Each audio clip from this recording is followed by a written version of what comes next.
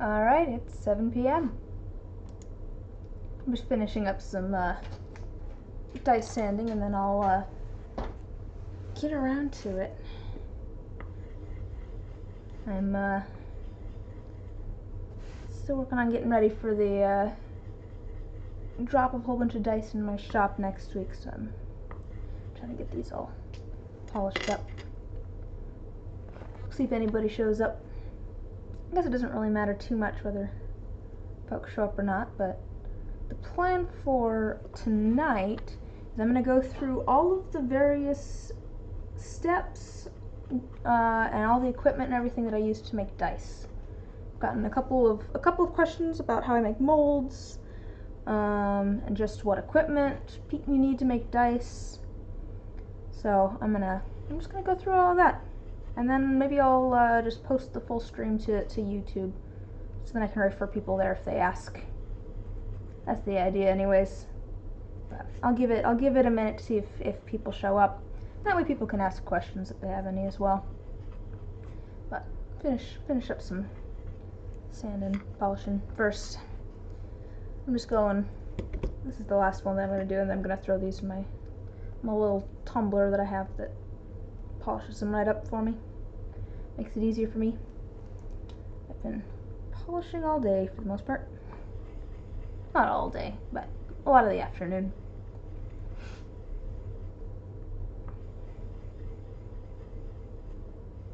Might be a quiet night. I had a impromptu stream last night, and people showed up for that, so maybe they're tired and won't show up tonight. We'll see. This is my normal streaming day.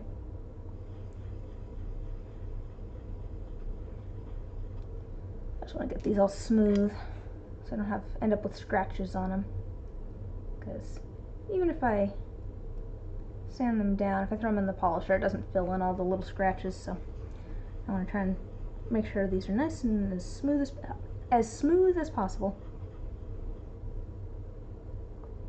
And I'll go over sanding and stuff too. What is tonight? Today's Wednesday. 7 p.m.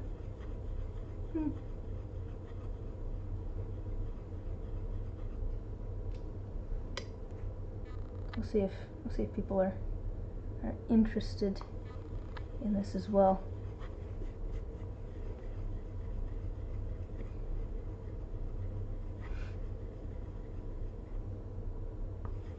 Just finish this up and we'll be all set to go.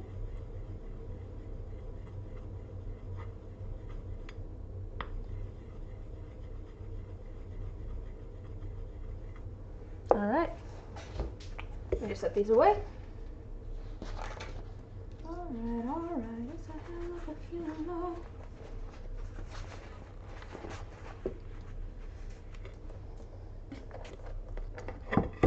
Oh, actually, before I get into that, let me do one thing. I'm gonna pull out the dice that we made last night on stream. There's no one here yet to appreciate them, but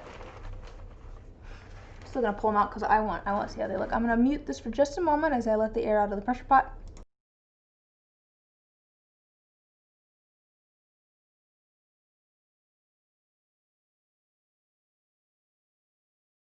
It's just very, very loud initially. Oh, hey Jen, how are you doing?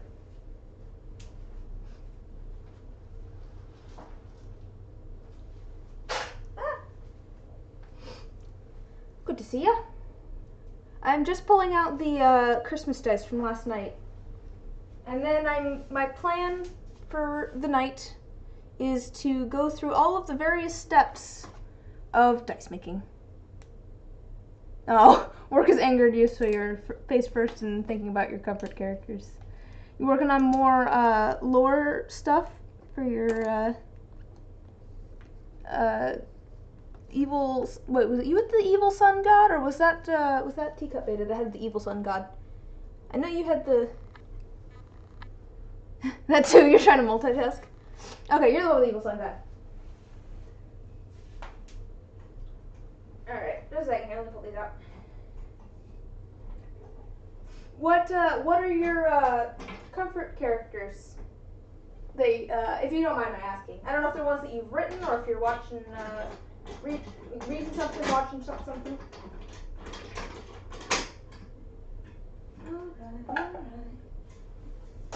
Alright, let's see how these look.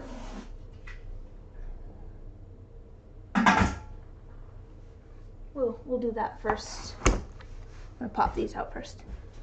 Oh, okay, your D&D original characters. Cool. That's fun. Alright, so let me get my box of scrap. Oh, the campaign's getting resurrected after a year. Oh, wow, it's gonna be probably about that long if our D&D campaign gets resurrected, because we kind of quit for quarantine. This one's just clear with glitter and some silver things. But these are all just kind of dump molds anyway, so it doesn't want to focus. Come on. I know it can focus this close. There we go.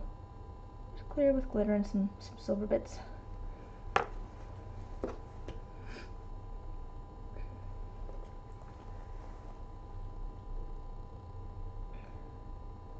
Oh, your DM was moving and readjusting and everything. Oh.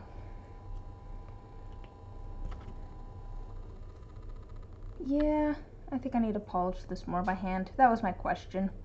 I really only sanded these and then threw them in the tumbler to polish more. And they're still kind of scratchy. They're shiny but have a lot of scratches, so I think I'm gonna polish them more by hand. This was kind of a test. So, but that's good to know. Wasn't a bad test. Throw that over there. Alright, I'm figuring that I might not actually like how all of these turned out, but if I don't, that's fine. They're all individual molds, so I can always remake things, which is very useful.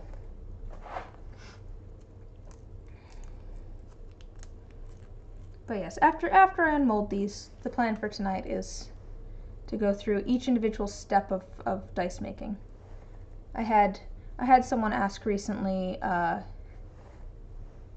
some questions about, like, what sort of resin do you like? Do you use? What sort of equipment do you need? That sort of stuff. So I was gonna go through all of that stuff with visual aid.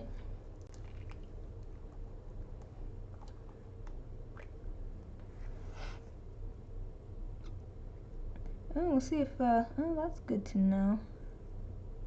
That didn't quite blend in as well as I thought it would, but I need to show this one to Bosun if Bosun shows up, because this was kind of a prototype for a dice for them. What is that, my cat? There it is. My table is a mess over here. Just off, even on screen a little bit, you can see that it's a little bit of a mess. That over there. I have things all over the place. Alright, I wasn't sure about these D20s, so let's see how they turned out. They had red and green glitter in them, so I was worried that they'd end up looking kind of brown, but well, we'll see. We'll see how they look.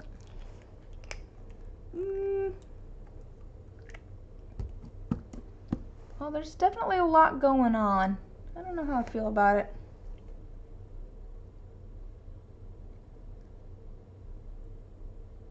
Here, I'll show you. I'll show you. So you can see, hopefully. If it'll focus. Maybe it'll focus. I do like that red glitter. Okay, let me find a background for this.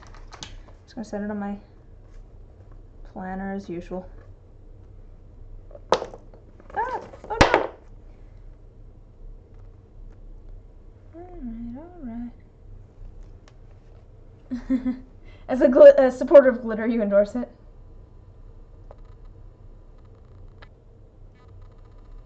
There we go. You can see there's just a lot going on. I don't know, I feel like maybe it looks suitably Christmassy.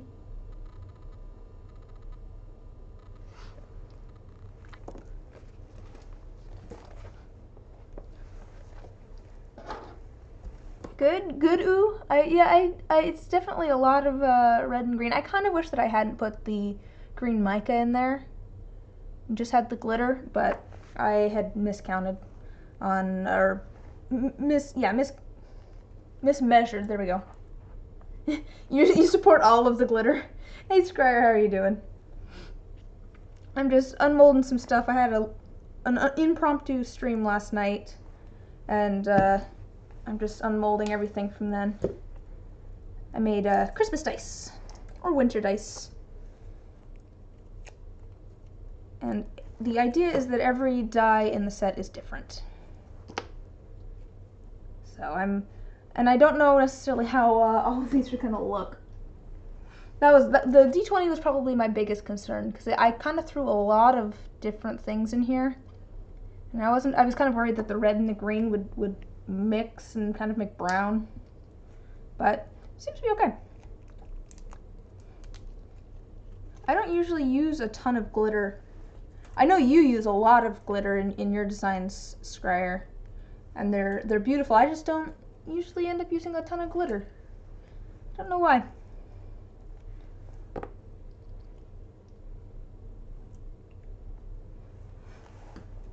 Alright, let's see, what should we try next? Well, let's do the other D20. I'll do these in order, sort of. And then everything will be a surprise. Ah, stuck to my fingers. Do you do anything with your resin scraps, Scryer? Since I know you also make dice. Because I have so many. So many scraps. Oh, these actually ended up looking pretty similar. Cool.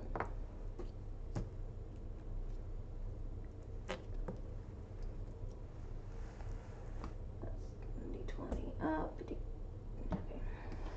D20 down. Sets of scrap dice with them. I have a set over to the side that's a set of scrap dice.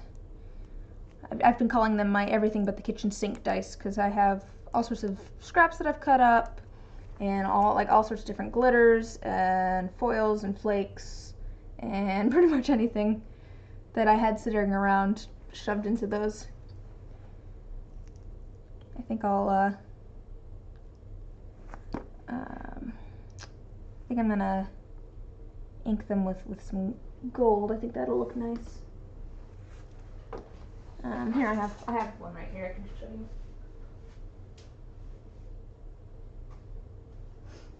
Now, these haven't been polished yet, but here's let me grab my planner. It never wants to focus without a background. Except that here I have the one up, because the other side's the one that's sanded at the moment. But let's see if I can get that to focus.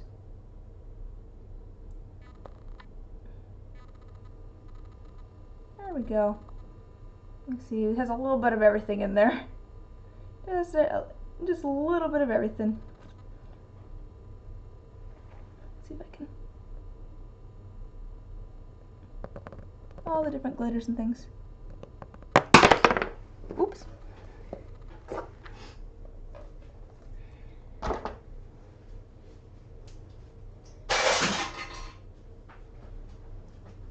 Oh, okay. Yeah, I think I will like it better once it's inked, because it feels almost a little bare. Not really bare, but like I feel like it has kind of some clear spaces, and I think inking it will help fill that in.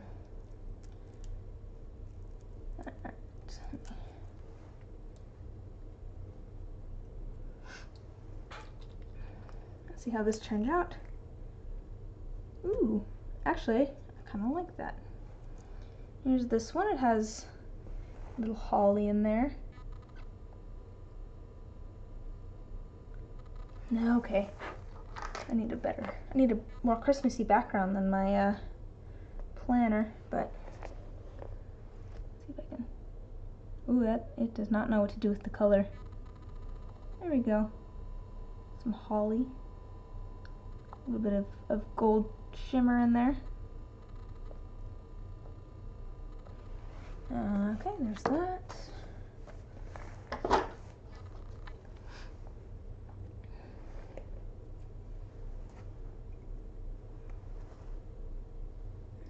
Down, okay. Let's do the other D12. I always like when it just peels off in one piece on the lid. That's always just satisfying. There's the other one.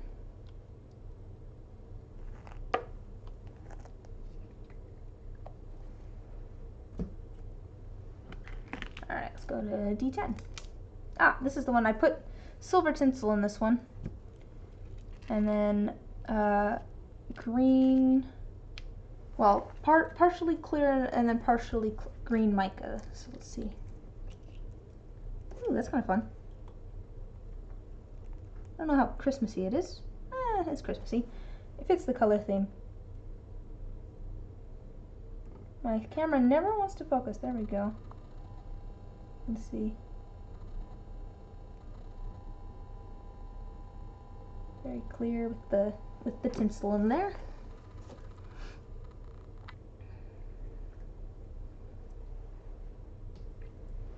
There's my other. There's the other one of that.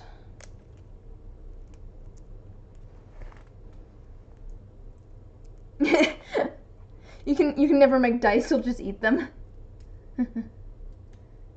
I mean, I feel like you'll only try it once. Not making dice, but trying to eat them just the once. Although I'm sure you have dice. I don't know how many times you've tried to eat them. So maybe I can't make that call. Alright, here's the other one.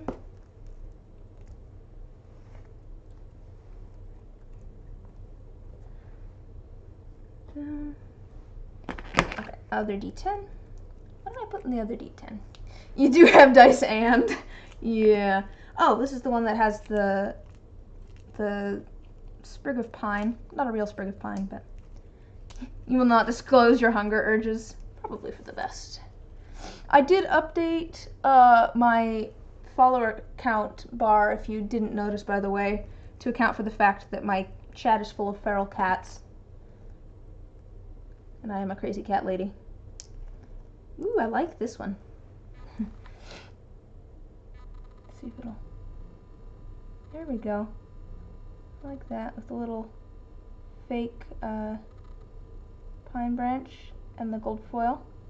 Nice. It's kind of simple, but I like this one. This is more my speed. I feel like. I guess I like foils more than I usually use glitters. Yes, my collection. You like gold foil, so it's immaculate to you. Yeah, I like gold foil. It's just, I don't know, it just feels classy, I think. There's something classy about gold foil. Alright, and the other one.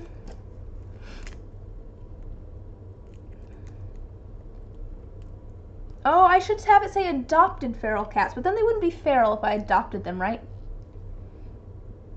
Your next commission might include the gold foil. I do also have silver foil too. So that's an option as well. Ooh, I'll definitely need to sand that down. It looks like it was poking into the side of the mold a little bit, so it's has a little nubbin. But there's the second one. Same sort of thing.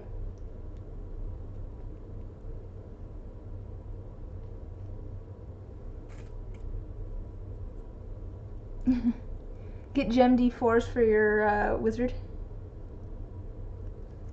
I can definitely do that. Definitely make D4s. I had someone reach out recently about making sets of D6s. Ah, get off. So that's doable. Alright. This one is hopefully going to look like a little bit like a candy cane. This should be red and white. but we'll see. They like to slap Magic Missile a lot, so they need cool dice. It's not quite as candy cane as I would have liked, but it still looks kind of cool. It's definitely still red and white, kind of swirly. Come on. Looks snowy. Yeah, it kind of does. Part of the fun of dice, I feel like, is you don't necessarily know how they're gonna look exactly. It still feels kind of candy cane to me, or kind of snowy, yeah, so I feel like that still works. That's down, okay. That was my D8. D8.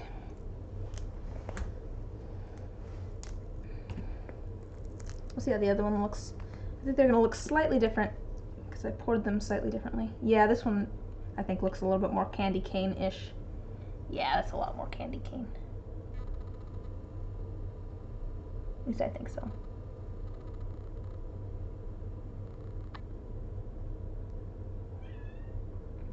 I've got a kitten. Speaking of feral cats.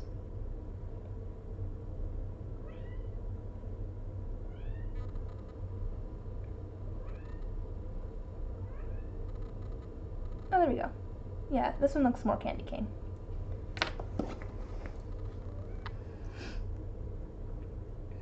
Oh, maybe I should have it be adopted cats. That seems like it would make sense. Oh, Beta says hello. Oh, Twitch is not cooperating for him. Oh, yeah, it's unfortunate. Ooh, let's see how this one turned out. This one I wasn't quite sure how it would look, but I'm hopeful. Oh wow, I think I put way too much white in. That's unfortunate. Oh, that's unfortunate. I really like how the top of this looks. Let's see if I can show you. The top and the side. But the bottom, I put way too much white in and it's still soft. Well,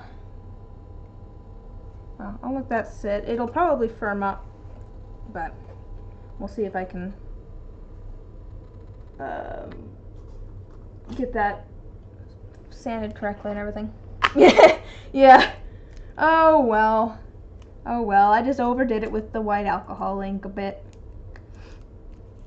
But that's part of the reason I like having all of my molds separate, is that I can just remake a D6 if I need to.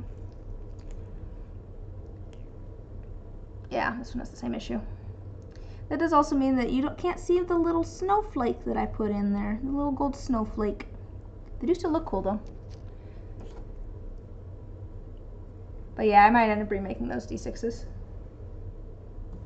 Alright, and the D4.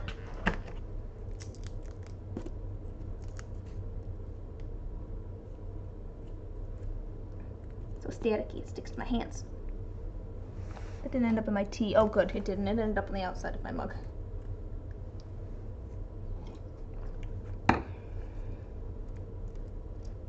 Oh, that didn't work out so well. I had attached I'll show you what happened. I had little trees, tree glitters that I had kind of pressed against the numbers, but I guess they weren't necessarily stuck there well enough, so they kind of fell down to the bottom. Oops. I don't know if I mind it though.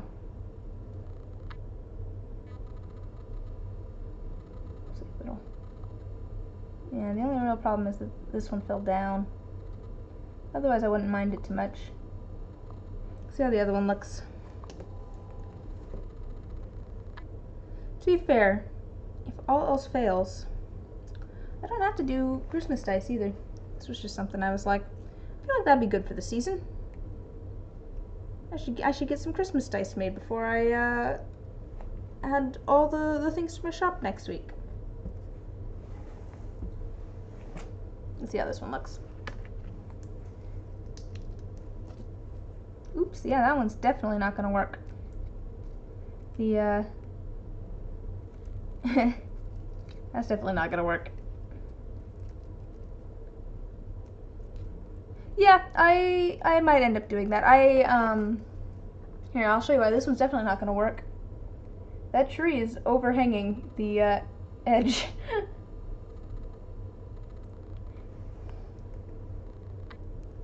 Yeah. I might end up doing that. I have some like D20s and stuff that I was planning on selling as individuals anyways. So I can put up, you know, instead of holiday D10s or something. Or just put them up. Are you going down? Did I say I'm going down? Wait, what?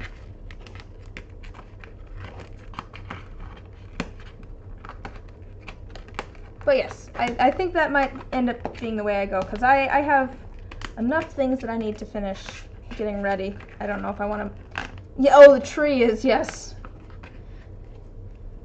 It's going down, and it also is timber.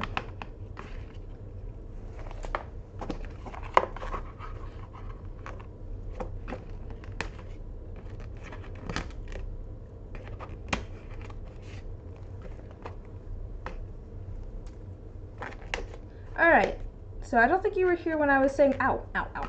God, I just stabbed myself with a piece of resin. I don't think you were here when I was saying what my plan was for tonight, Scryer. And I don't know if it will be all that exciting for you, but you could always throw in your 2 cents, which would be helpful. I've had a couple people ask just about dice making and what sort of materials they need and that sort of stuff.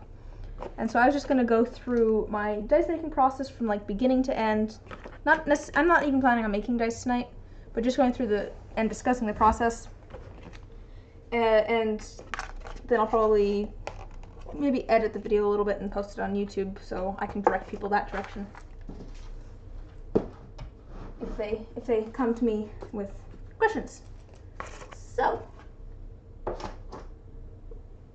let's see here. What is my... I was actually smart enough to think about this ahead of time. Get out of the way. Move these Christmas dice over here.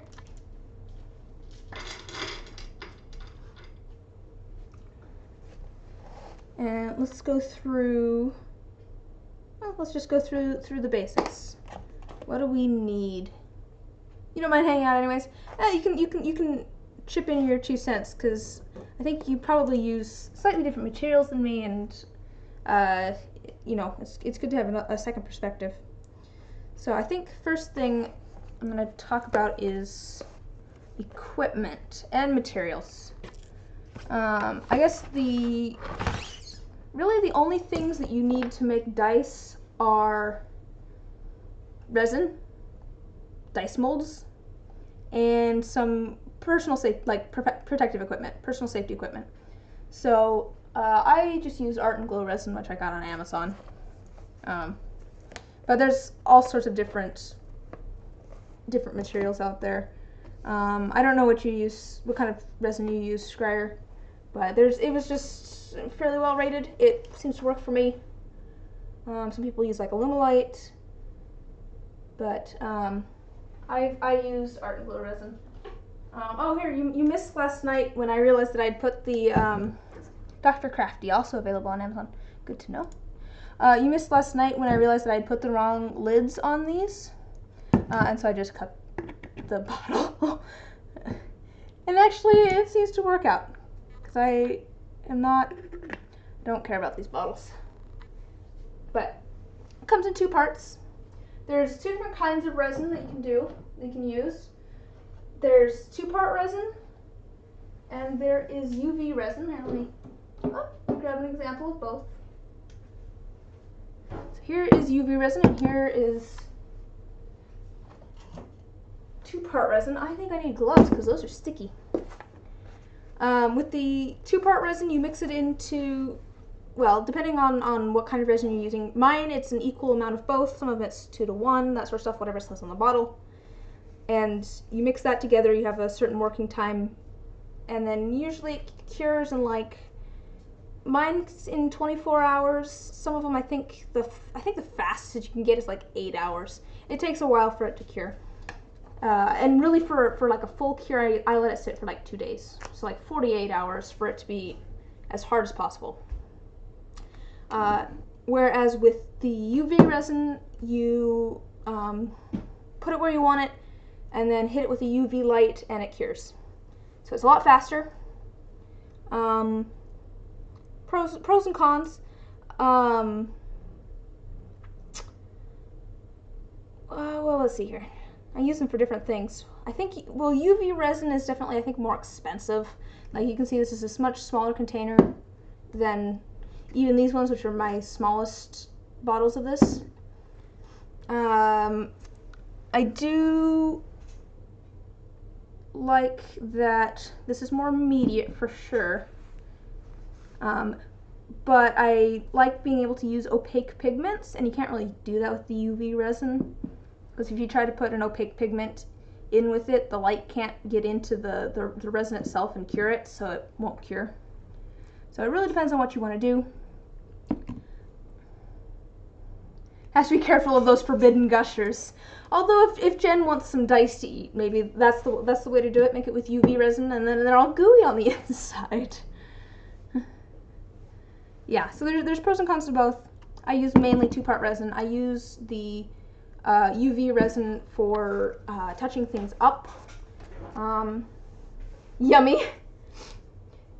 Yes, those yummy UV resin gushers. Here, I have an example here. Let me grab it. We'll see if you guys can even see this. Might be able to. Maybe there's this one. Yes, okay. We'll see if you guys will be able to see this. So every once in a while, there'll just be like a little bubble or a little like dent in a die. And for those, I will use UV resin to just fill it in. It's like on this set of dice right here, this one actually had a very big bubble. And I'll see if I can get it. Oh, there's a fingerprint on there. I'll see if I can get it so you guys can see. There's, in between the 2 and the 3 face, there was a very big, on that edge, if it'll, you can kind of see that little line there. There's a very big bubble between the 2 and the 3 face. You can kind of see that little line at the top of the 3, or at the bottom, depending on how you're looking at it. And so I took a little bit of the UV resin, put that in there, and then cured it immediately. The nice thing about the UV resin is that it doesn't have as much time to flow, so I actually can put it where I want it and cure it, and it's not going to just fall out like it would with the 2-part resin, where it takes 24 hours for it to cure. So it has a lot more time for it to flow out of a hole, if there is one.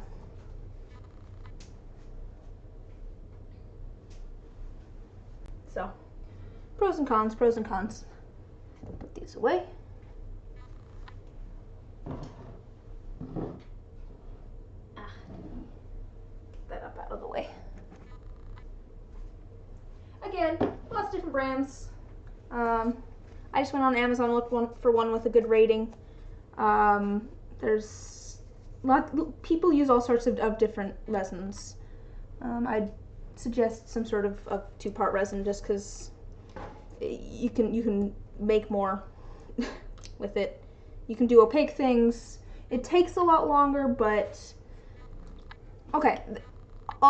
Some other pros and cons. I found that the UV resin is more liquidy, and so it ends up with fewer bubbles, depending on how you let it sit and stuff, or how much you mix it. Because if you mix it a whole bunch, it'll mix in air.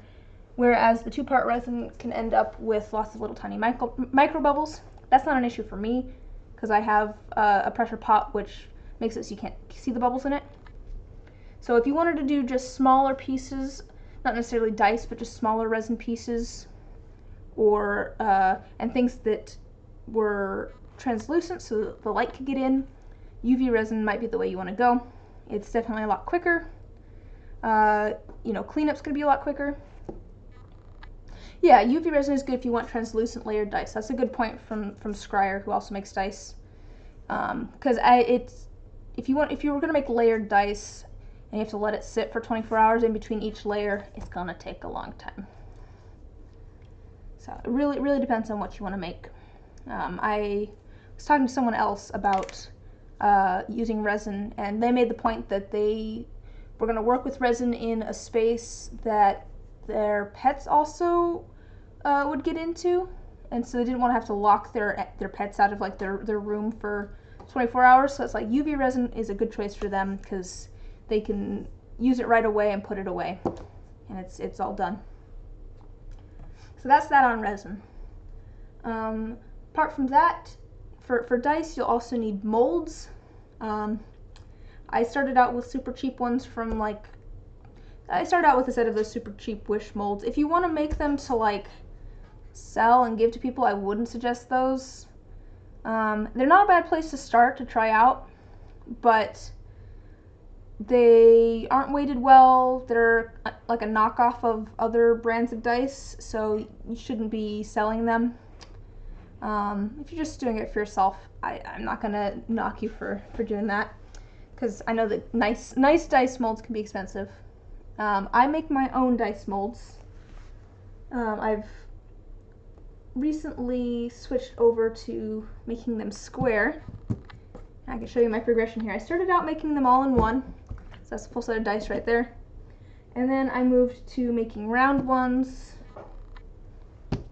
and just round ones, and then now I've moved to square ones, just because they take... I wanted to have them all separate so that I could make all of the dice, I could make the dice different and stuff. It really came about because I was working on a set of dice for someone, and they wanted the D20 to be different than the rest of their dice. Yes, those cheap molds can also be difficult to get a hang of because how their lids work. They are also a pain in the butt to work with. That's very true. I didn't have a huge issue with it personally, but the lids are just they have like lids that are very finicky, and they're just not intuitive in how you work with them. You can get like nicer molds and stuff online from like Etsy and stuff too. There's people who make molds, but again, I understand people wanting to just try something out, and there's not a lot of cheap dice mold options. So I'm not gonna knock people for trying those out, but they are difficult to use. They're definitely more difficult to use than other molds. There's two main kinds of dice molds. There's sprue molds and there is cap molds. These are cap molds. They have caps. Sprue molds. Do I have a sprue mold I can show? I don't know if I even have any sprue molds. Just a second. Let me look. I might have one that I cut up into pieces because I didn't like it. No, that's not one.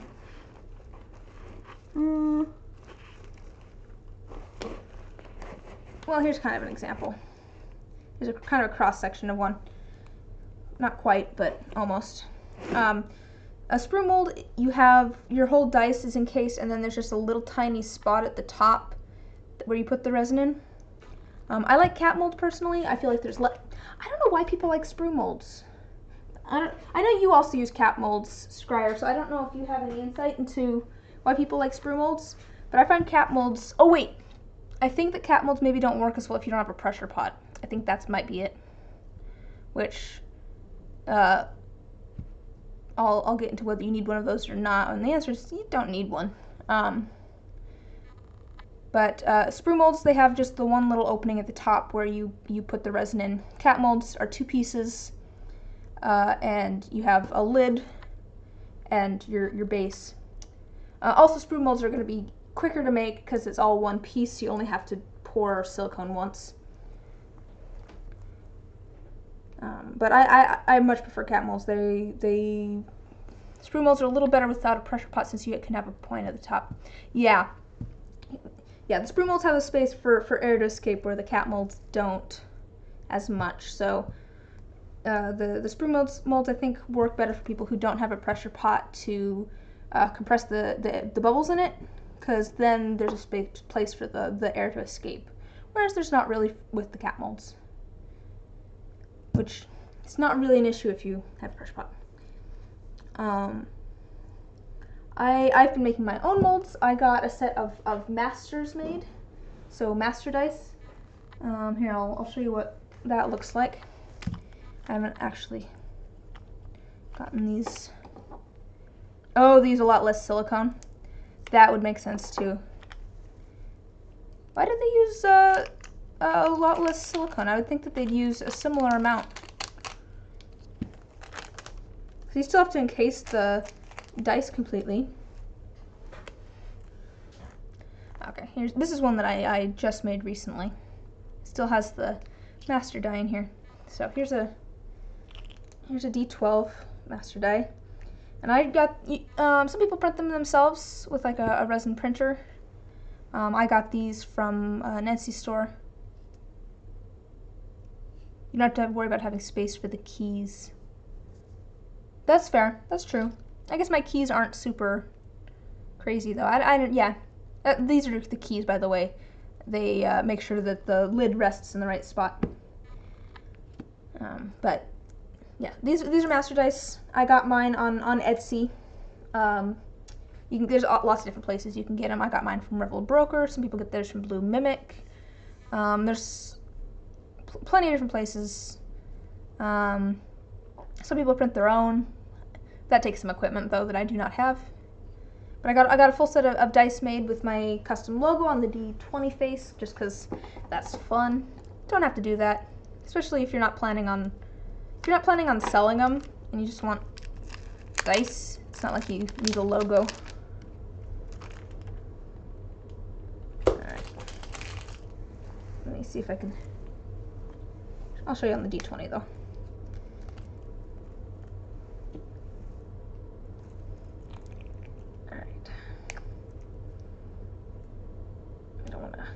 Silicone? Alright. Yeah, see I have my little custom logo on the D20. It's a little scratched up because of me messing around with them too much. You're running your first campaign and you're about to eat the entire monster manual. In a good way or in a bad way? Like, because all of the pictures are so pretty, or because it's frustrating you? Both. That's valid. That's valid. Oops, I'll put that on correctly. You have to eat it. That's how you gain all of the knowledge of the monsters, is you have to just eat the book. It's high in fiber, too. You haven't looked at the Monster Manual or the Dungeon Master's Guide? I feel like the Monster Manual is useful to have, just to get kind of an idea of what how to balance things, but oh yes, Lord Osmosis is back. Internet database. Oh, I see what you're saying. I see what you're saying. You just look online for monsters and stuff. That is fair. But I got these online. Spent 8 hours polishing them. This is why handmade dice are expensive, guys. It takes so long to polish things. The other ones, the actual dice don't end up take me that long because I don't do all of the faces because these are nice and polished, so I don't have to. But I spent like 8 hours or so polishing my masters. Did not realize it was 8 hours until my brother came in and was like, "Oh, do you think you'll finish today?" And I'm like, "Yeah, of course I'll finish today." And then I looked at my clock and it was like 11:30 at night. It's like, "Oh, maybe I won't finish today." Yeah. Got these all polished up. I have moved to making my molds. So you gotta have something to have like a form around your molds. I have moved to using Legos. I found it's nice because I can make things whatever size I want.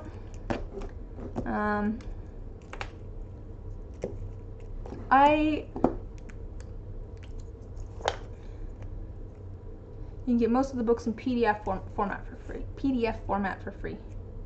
Oh, that's nice. Yeah, there's something satisfying to me just about building with Legos in general, so it works out that I make my molds this way. But here, let me show you roughly what I do. I have been lining the insides of these with tape. I don't know that I need to because I recently did one without lining it with tape. Where did it go? Where did it go?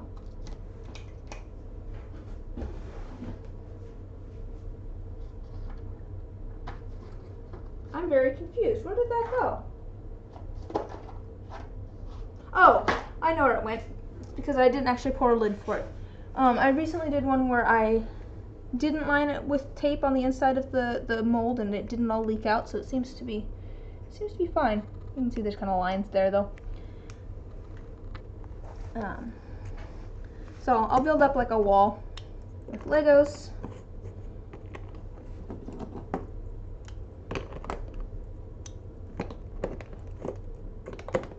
This has now turned into a Lego building stream, apparently. I'll build up like a little box with Legos. I have been lining the inside with packing tape, just so that the silicone hopefully won't leak through. And then I put a piece of packing tape on the bottom. Actually, I put like 3 pieces of packing tape on the bottom. I put one that's flat and then 2 to like completely cover it.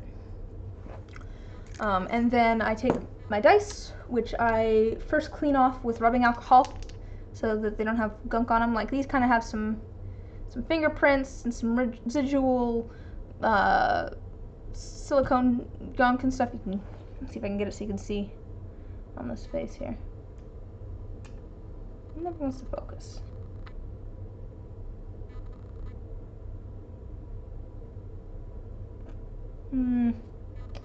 There we go. You can kind of see there's some gunk on that face. It's not, it has fingerprints and that sort of stuff. Clean them off with rubbing alcohol, and stick whichever face that I want to be up. And I do sets of both. This is D6 down. That means that the highest face is at the bottom. Some of them I have it where the highest face is at the top. And whichever face you want at the top, you stick that to the tape at the bottom. And then I pour my silicone in, which is, again, a 2-part thing where you take, mine is equal parts of both, make sure they're completely mixed, and then I pour it in very, very slow into here, and that it helps the bubbles work out if you have a very thin stream that you're pouring in. And I put that in the pressure pot. Since I put these in the pressure pot later with my, when I'm making dice, I let them cure in the pressure pot so that they are set for that, basically.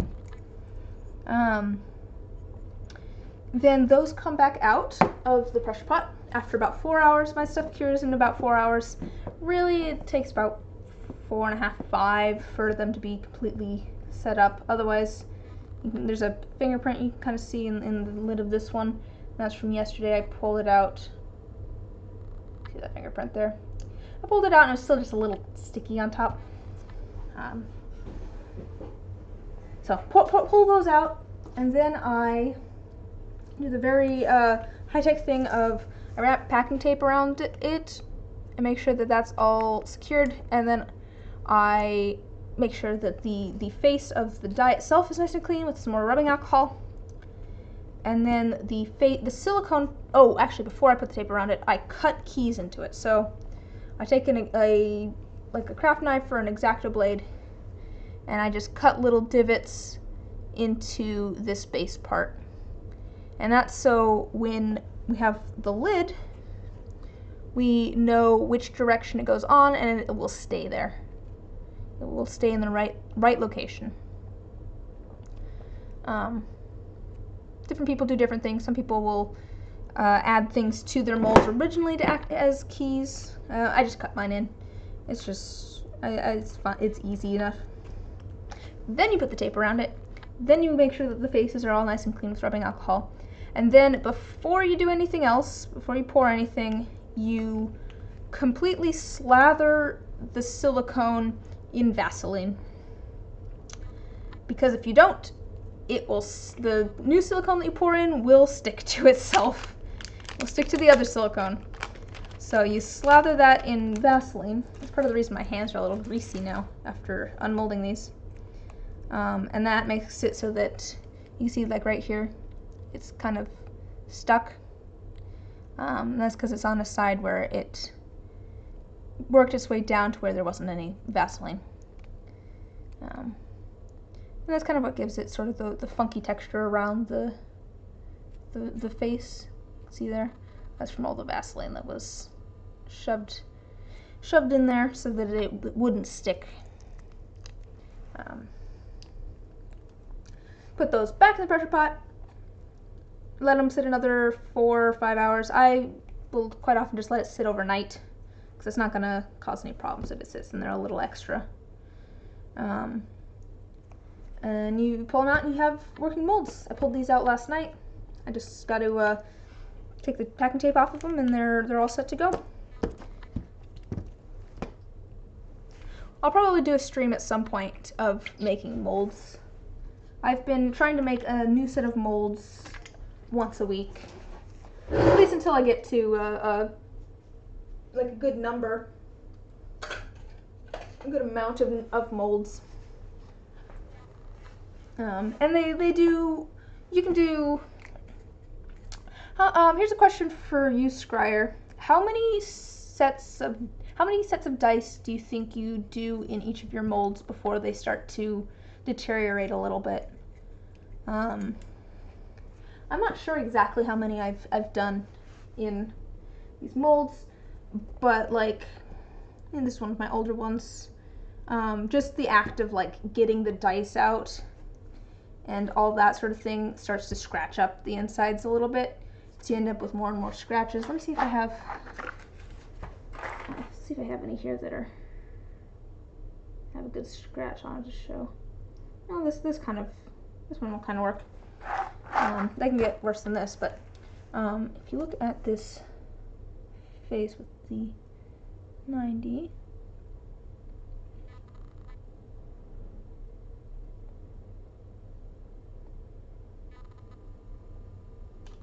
it doesn't want to focus. You can see that scratch there, and that's partially just from you know, demolding a whole bunch of dice. They can scratch up the sides and stuff. None of them are falling apart yet, and you've gone through about a gallon worth of resin in them. I wonder if I'm just rougher on mine or something, or if I have, I don't know, higher standards of scratches. I don't know. I might just be rougher on them than you are, because I feel like I can definitely go through like. Oh man, you've gone through like a gallon of resin. I have 2 molds that I've retired. They were the first 2 that I made. Actually, we use the exact same silicone. We use the exact same kind of silicone. It's quite possible that I'm just rougher on mine. It's possible it's because we have different styles of molds too. Because I know that Scryer has done the individual molds. And the ones of mine that seem to have gotten scratched up are all of my original molds that were all in one piece. And I think maybe the dice were harder to get out of these, maybe, than they are these. But to be fair, none of my molds are terrible, but they do start to get scratched up and that sort of stuff over time. Let's go back over here. I've gone through so much silicone though. I finally just ordered a gallon of. Is this a gallon? I finally just ordered a thing of silicone. This is one of 2 containers, because the other container's the other kind. Oh, you put all of your dice through the tumbler, no matter how they look anyway. That's fair. I do as well. I've started to put them through the tumbler. And I'll get to that. But I've gone through a lot of silicone. I got like 2 or 3 of this size before I move to the big boys. Yeah, a lot of silicone. Although if you're just planning on doing it as like a hobby or something, let's see. When I was first starting out, I'd probably get like a set and a half of molds, I think, out of one of the smaller containers. Like a set and a half or two sets of molds out of one of the smaller containers. But It's just, I've been making so many, it's just easier for me to get a bigger amount. I do hope that these will hold up a little bit better now that I have them individually, though. Yeah, I'll maybe do a stream at some point where I just make molds, because I did have someone ask me about the mold making process. And also I kind of want to try making like a mold of like Legos. Like, instead of making a mold of dice, make a mold like of Legos. Not to sell, but just so that I could make my own custom Legos, because I think that'd be really fun. Just for myself. I feel like it'd be really fun to make some Legos. Oh, I got a mold for Dominoes today, actually.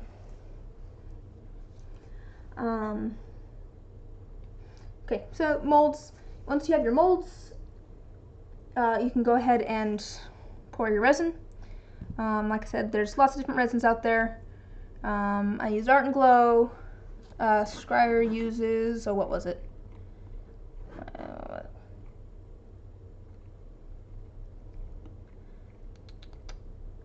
What was it that you used, Scryer?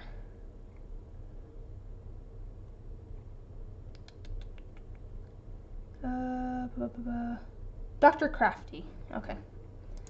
Oh, it's not that I wouldn't like to make like Lego things to sell. It's just that I'm pretty sure Lego is like a brand, and I don't really want to get sued. Don't really want to get sued by Lego. I guess maybe if I made a mold of like something like a plastic interlocking brick or something like that, I might be able to get around it. But yeah, don't really want to get sued by Lego. But materials. Once you have your molds, really all you need then is the resin and some safety equipment. And there's really only, don't get sued. Yeah, exactly. There's really only two things I feel like you absolutely. So like I said, there's safety equipment, there's molds, and there's resin. And there's really only two pieces of safety equipment that I feel like you need. And that is gloves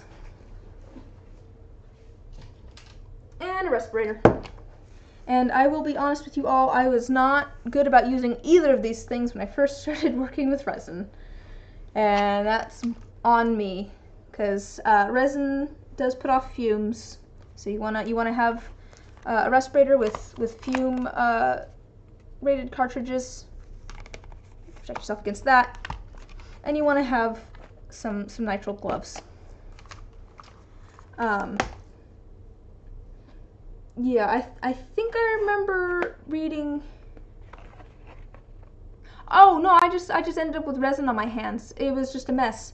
I do think I remember reading that can cause you to like gain a resin allergy. Having skin contact with resin can give you like a resin allergy. So probably best to be using gloves and the respirator. I am. You'd think that I would have better like nitrile gloves. Yes, that was what I was going to say too. Is that you want nitrile gloves because they won't react with the resin. I don't know what happens with the vinyl, but I did see that it should be nitrile gloves because they're the least reactive. Yes, gloves, respirator with cartridges built for fumes, and then resin and molds. That's really all you need. But if you want your whatever you're making, you get through it from what you've read, that makes sense. That makes sense. The resin will get through the vinyl gloves if you don't use nitrile gloves. Okay. If you want your dice to be a little bit more interesting than just clear dice, you can add pretty much anything you want as long as it does not have water in it. I'm sure there's other things that will react badly, like certain chemicals or something, but most powders will work fine. I've tried out, let's see, cloves, and allspice, coffee grounds, which just kind of make kind of a dirt texture. Cinnamon, cumin. Here's wasabi powder. It's kind of a weird green color. You can put pretty much anything you want in there, but I would suggest alcohol inks. They're fairly common to use with resin. That's just black and white. The alcohol does not inhibit the cure of the resin. If you use way too much, it can make it very soft and make it so it takes a long time to cure. That's kind of an issue that I had with this set that I unmolded at the beginning of the video. I put way too much white alcohol ink. You can kind of see at the bottom there's a whole layer, and if I touch it, it's soft, and I can put like a fingerprint in it. Wow, it is very confused with how white this is. There we go. You can see the fingerprint there that I just put in it. Very soft. Usually that will set up, but it might take a couple weeks as opposed to 24 hours.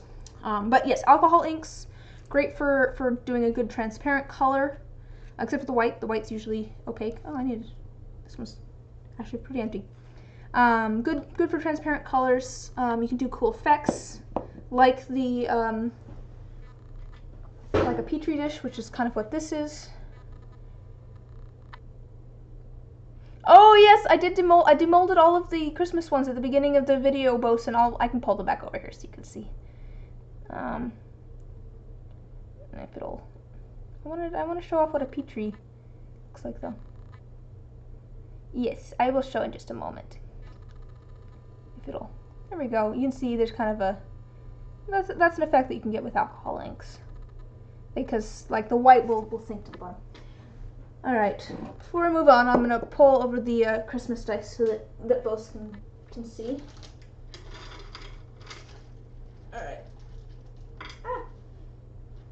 Some of them worked out better than others. Some of them I definitely like. Oh, I wanted to show you this one. I have a couple things to show you. Also, Bosun. One, this was just kind of a test to see how well it would work with putting like a chain and stuff. This is specifically just a test to show you where to put like a chain and stuff in. I did notice that, what are those broken links? I have broken links here somewhere. Oh, just a second here, let me find something. Oh, here we go. Yeah, I did notice like on the broken links, it's very faint. You can kind of see where I have the UV resin. And I don't know if that's going to be a little, oh, you might not even be able to see it. You see that broken link right there. But, oh, there, you can kind of see a little ghost of a circle around it. And that's from the UV resin. So I'm going to have to try and get that figured out. But yes, yeah, this was just a little prototype for you, because you were the one that was looking at getting chain and some dice. Seems like it worked out. Okay. I was also going to show you these, because they turned out all pretty. And I finally have this put together, so I can actually get that made and shipped. Okay, so Christmas dice. The D20s, they definitely ended up with a lot of glitter. Let's see if it'll... Oh, no worries. Glad you can make it, Nate.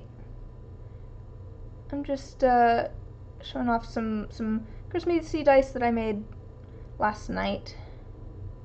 I kind of wish that I didn't put the green mica in here, but they did actually show up as separate colors, so that's good. Lots of glitter. Here's one of my favorites, and that's because I like a good gold foil. It's gold foil with like a piece of fake pine branch. Oh, come on. I don't use a lot of glitter normally. Come on. Kill you with that Christmas disco ball. Here we go. There's a little piece of fake pine branch in there. I like a good, like, I was saying this before when I was showing these off. I like a good just like gold foil. It just feels kind of classy. So I like this this one a lot with just the gold foil and the branch. These ones turned out kind of interesting. Let's see if I can. Here's the holly, holly and gold ones. Oh, come on.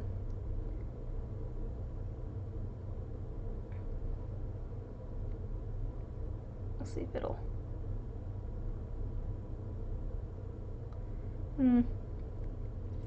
I have noticed that whenever I try to like bring something up to the camera here for you guys to stream, my mouth just goes like.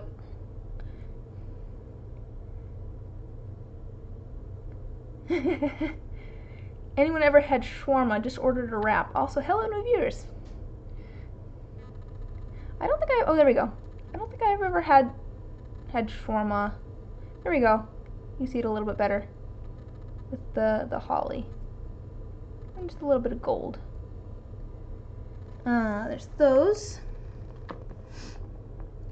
Here's the ones that had the green and the silver tinsel.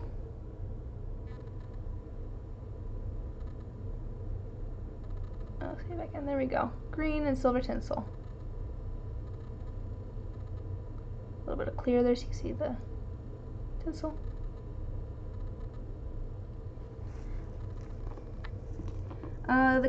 The candy cane ones, one of them turned out a little bit more candy cane than the other. I'm going to show you the one that turned out a little bit more candy cane.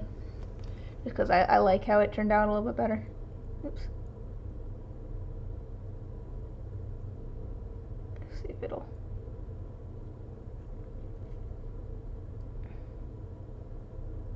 Maybe? Maybe? It's very confused about where to focus. It's like your Grand's mints. But yes, I always try to make it look kind of like candy canes. The D6s, like I was showing before, didn't really turn out. They look really cool on the top, I think. Here, I'll just cover up the whole screen and then it will have to focus, right? Come on, focus.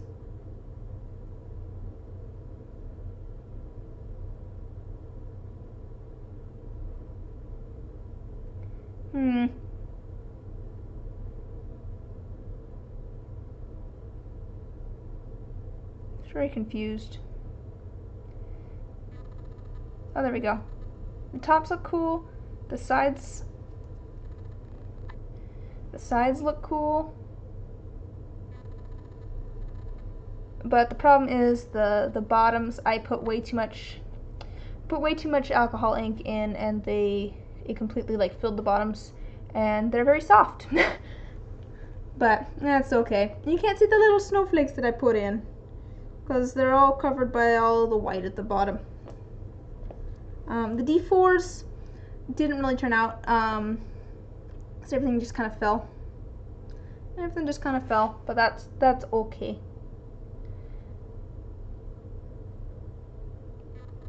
It almost worked, but then like that fell over and stuff. And that's that. There's a few just I have my little extra dumps, my little extra D4s that I just dumped all the extra into. But yeah, that's the Christmas ones. All right. Now, back to how to make dice.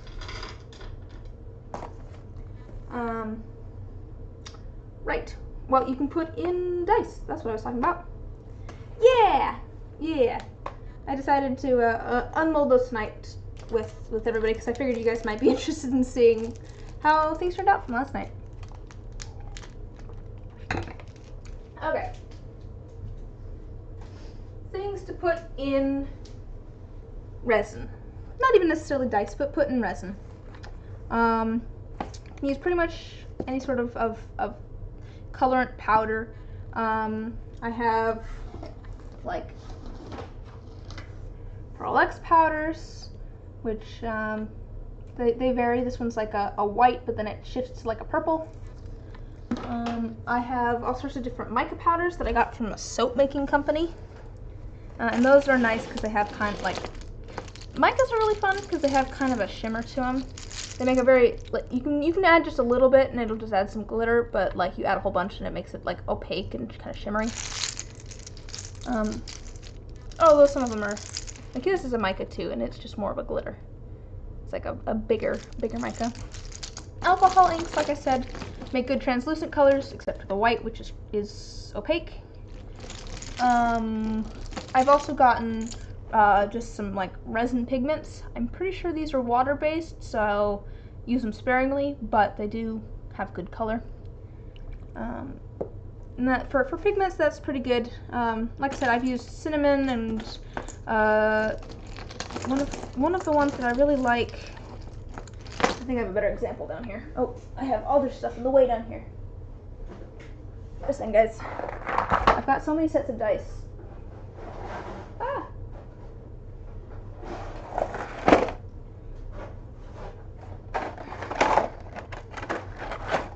Alright, I've made a few dice, guys. Here it is. This is chili pepper, ground up chili pepper. Oh, come on, it doesn't want to focus. Oh, that shows the color better anyways, a little bit further back. There we go. Ground up chili pepper and gold foil. It's a spicy boy. I really like how it looks. Yeah. Good old ground up chilies and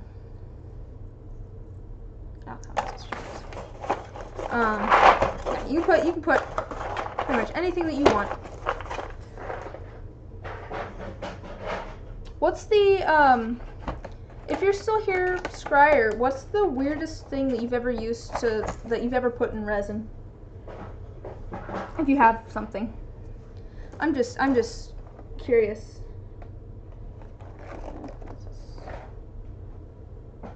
Alright. Gotta think about it. I have put my own blood in resin before. I don't know if I can show that on Twitch though. Not in dice, but anyways, for colorants, yeah, pretty much any powder, as long as it's not water. I should try using acrylic at some point, because it's water based, but I'm wondering if I use it sparingly enough if it would work out, so I could try that. Beyond just like the pigment, and there's other pigments that you can do too. Like I did this one recently, which is a UV pigment. I just got a little sample of it. Any sort of powdered pigment is probably fine. And alcohol inks are good because, again, the alcohol doesn't interact with the resin. That's part of the reason I use rubbing alcohol to spray the tops of my resin before putting the lids on, is because it breaks the surface tension, doesn't make it so that it doesn't cure. Haven't done it yet, but you have this crystal flash fishing lure that you plan to use. Crystal flash fishing lure. That'll be kind of interesting. Put a fishing lure in some dice or some resin. Sounds like fun. And yeah, like the dry powders, as long as it's dry, you can put pretty much anything you want. Glitter's very popular. I know Scryer uses a lot of like holographic glitters. I just have the one. But if you guys like glitter, you should go look at Scryer's dice, because she uses a lot of glitter. But you know, glitters,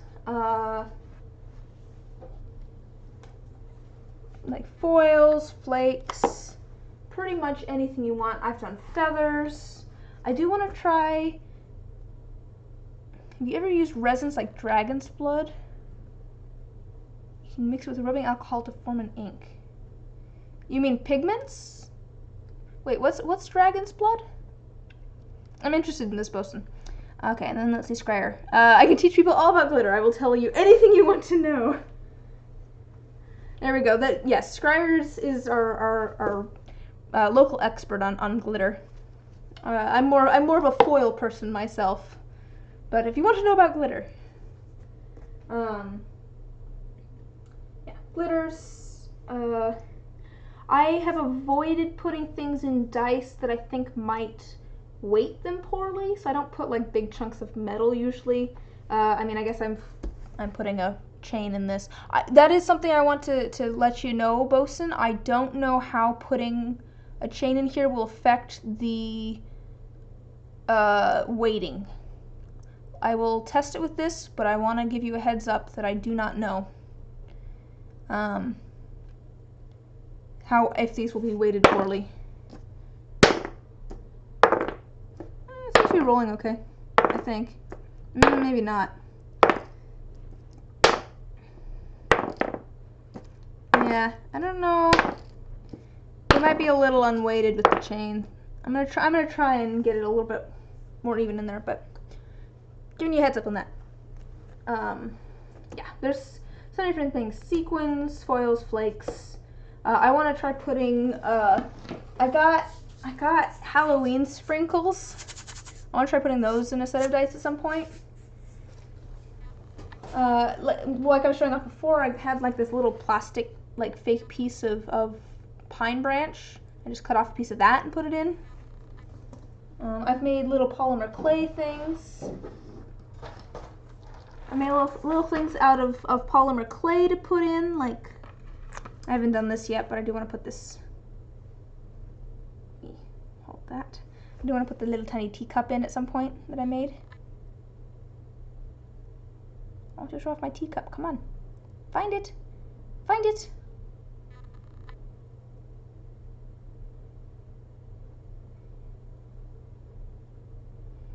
Nah.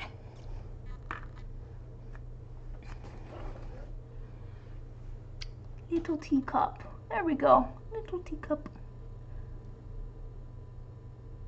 There we go. Yeah, little things out of polymer clay and stuff. And there's the limits. The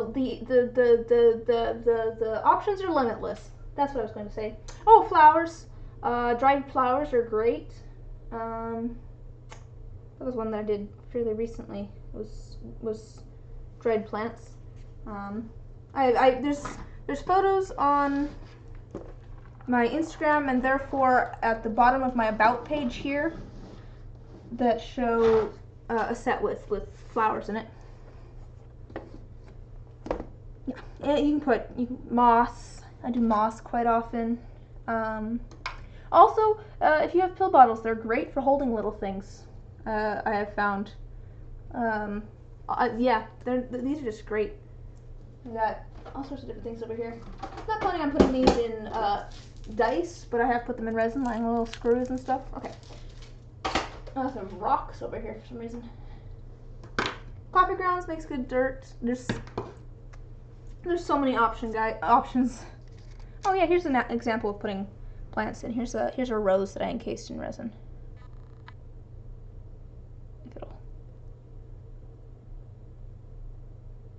I'll see if it'll find it.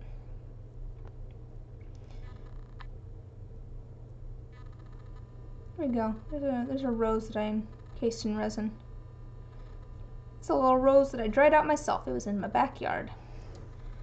This was actually in a D20 at first that I messed up on, and so I just put it in a sphere.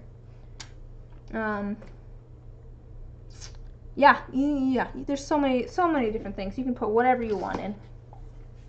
Just as long as it's not wet at all, because that will not work. Alright, so a rose encased in resin would smell but as sweet if one could smell it. Wow. Shakespeare over here.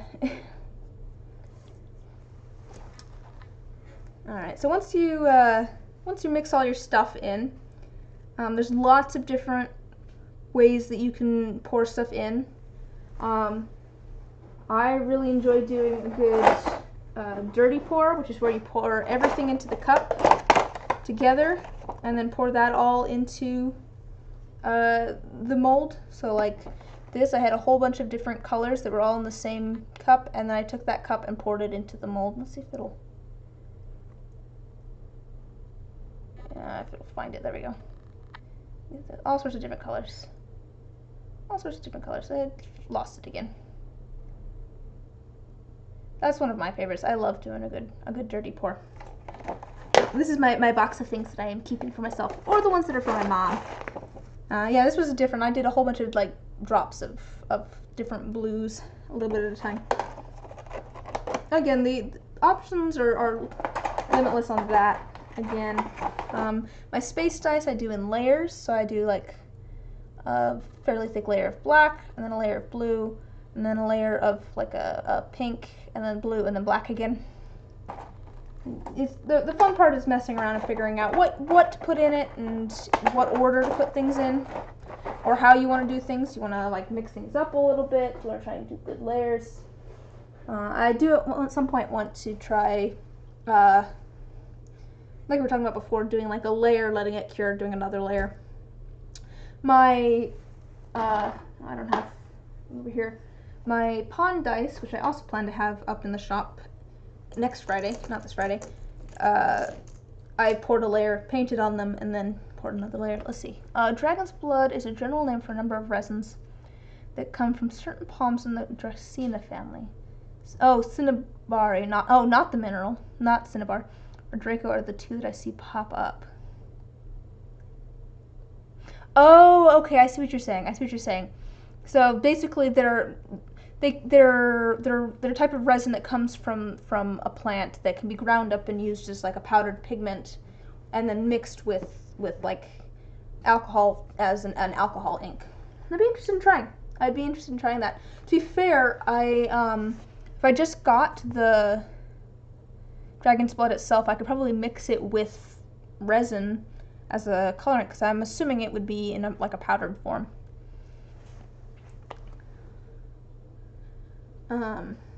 Yeah. But yeah, you can put pretty much anything you want in your resin as long as it's dry. Once you do that, once you have everything in your resin, in your mold, with this kind of mold, I will dome it a little bit so there's a little extra, and then I'll also put a little bit on the lid, just because I don't want there to be any like air bubbles trapped between the lid and this. I want there to be a little bit extra, and then I will spritz it with rubbing alcohol to pop all the bubbles on top. Some people will use like a lighter or a heat gun. I don't do that, one, because I already have rubbing alcohol and I don't have that, and two, because I know that like the fire and stuff, if you hold it there too long, can hurt the silicone. So I try to. I don't want to do that. Not Cinnabar, yeah. It sounds very similar to Cinnabar. Which is probably good since Cinnabar has mercury in it. Yeah, spray it with rubbing alcohol to pop all the bubbles on the surface, and then put the lid on.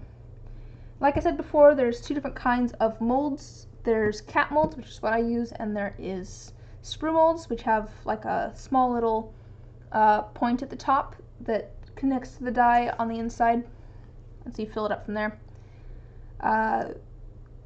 And with my cat molds, I put these in a pressure pot. You don't necessarily need a pressure pot to make dice. The whole point of the pressure pot is it takes bubbles and it pushes on them so much that it makes them invisible.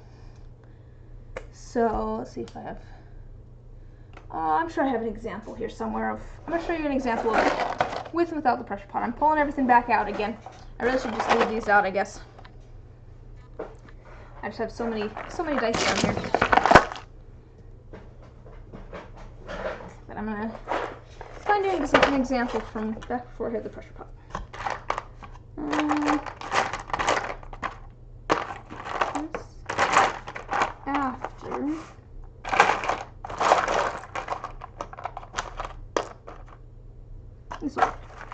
This isn't a full die, it's half of a die, but it'll show you what I mean by bubbles. So, this is without a pressure pot. It'll focus. You see all those little tiny bubbles in there. And those are just called micro bubbles because they're really small. And those just get worked in by by mixing everything together, mixing like pigments in, just mixing the resin, because I use 2-part and I have to mix 2 parts together, and air gets worked in, and I end up with little bubbles in there. And that's fine. It's perfectly okay. Yeah, it's half of a die. It's perfectly fine to have all those little bubbles in there, but for aesthetics, I like it better without. And so I got a pressure pot. Here's an example from after the pressure pot. And it basically just pushes on all those bubbles, and it makes them so small that you can't see them. If I can get this to focus. There we go. You can see how crystal clear that is. Again, it's not necessary, but I like the way it looks. Part of the reason I wanted it for dice is that I didn't want any air bubbles in here that would weight them unevenly. I didn't want there to be like more bubbles towards the top that might make it lighter. But there's things you can do to mitigate bubbles. I haven't tried it, but some people will set their 2 things of resin in like a warm water before they pour them, which reduces the work time but makes them more liquidy so that the bubbles escape faster. Haven't tried that because I haven't felt the need to, but yeah, there's things you can do to mitigate bubbles. So the pressure pot's not necessary. I think it might be more so for the cat molds because there's no place for the bubbles to escape. So when I have like the pressure, when I put it in the pressure pot, they just get really small. Whereas if I didn't have it in a pressure pot, they would try to get out and they wouldn't be able to. So it would all foam up on the top. I was just looking up on YouTube Ribanator, who has done a couple of very good videos on cat molds versus sprue molds and how to make them. And yeah, you can go from there and figure out which one's going to be better for you. Because, you know, to each their own. I like the cat molds because I have more space to work because there's not just one little pinpoint. And because I feel like it makes it easier for me to clean up. I don't have to try and get like a whole, like, get a corner that has like a sprue sticking off of it the right shape. It's already pretty much the right shape, but again, to each their own.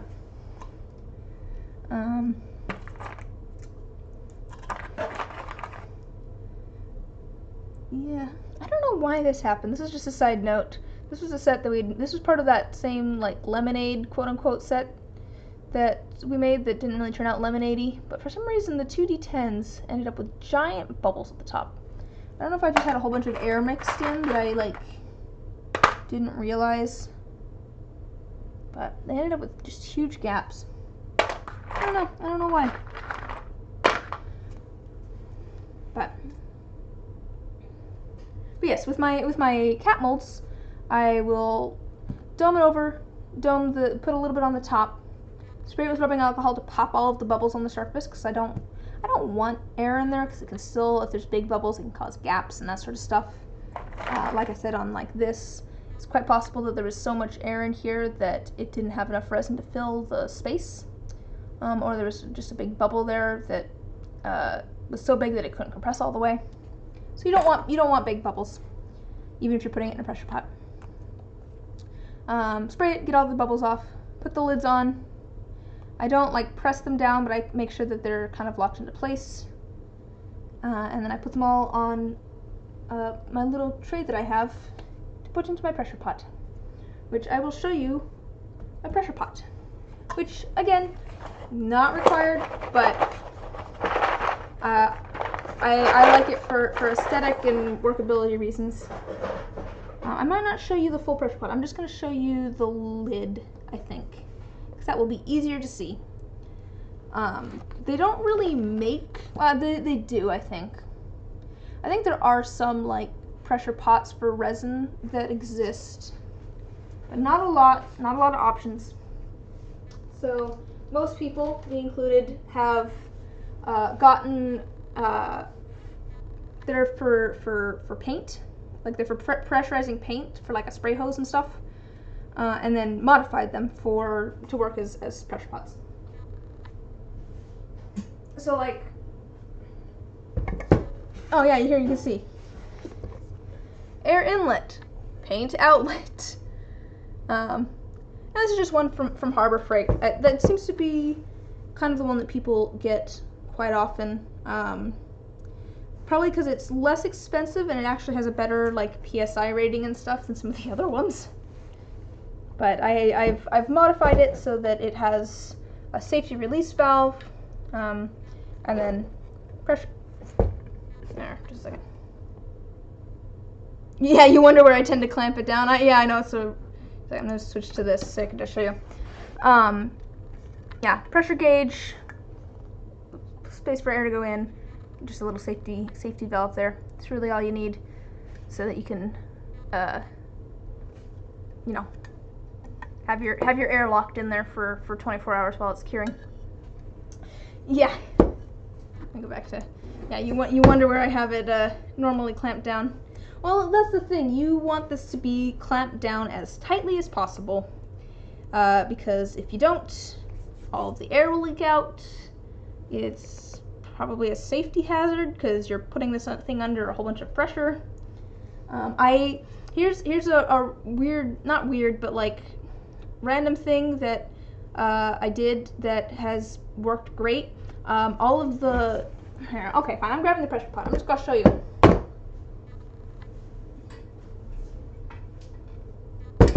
I'll switch it back to me. All right, so you see here, there's these, and these, I'll show you. These, oh, screw fell out of my chair. These clamp down. A couple things I would suggest, if you're going to use a pressure pot, clamp it down on both sides at the same time so that it stays even. I've kind of figured out at this point where I put the lid so that it doesn't hit everything and so it stays down. I had one of these that was starting to get stuck. Like it was not churning well. It felt like it was kind of grinding, and so I WD-40'd it. And then I went ahead and WD-40'd all of them, and this thing has been working so much better because I can tighten these a lot easier and a lot further, I think, than I could before, because they're just so much smoother to turn.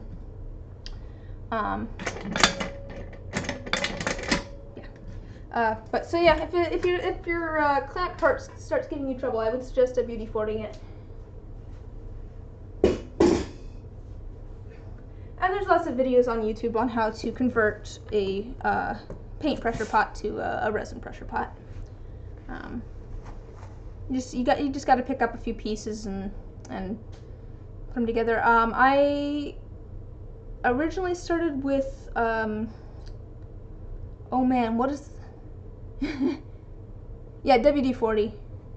Yeah, it's just like a lubricating agent for screws and stuff, for machinery. But I had the one that was just sticking, and it fixed it right up. It made them work so much easier. Oh, another thing about the pressure pot. The inside, I'm just switch back to this so you don't have to look at my face as much. Good to know one of your clamps is being a pain. Yeah, I wasn't sure it was going to fix the issue because I was worried. It kind of felt like it was like grinding the metal against the metal, and I was like, this might be like it might be stripped almost or something. But I just sprayed some WD-40, some mechanical lubricant in there, and it works great now. So I was like, sweet, I'm glad that fixed the issue. Something to keep in mind with the pressure pots is that the very bottom of the pressure pot is concave. Yes, concave. So if you put something in there, it's not going to sit flat. So people have made different things. My thing for a long time has been just a lid to a container that I found that was the right size across. It was like 9 inches, I think. More recently, I've made myself a 2-tiered tray so that I can put 2 layers of molds in there. I made it out of wood so that I wouldn't end up with like any sort of seal or anything and break it. That was a concern that I had. I wanted something that air could flow through. Yeah, you need some sort of something to put in the bottom so that it lies flat, because it is concave.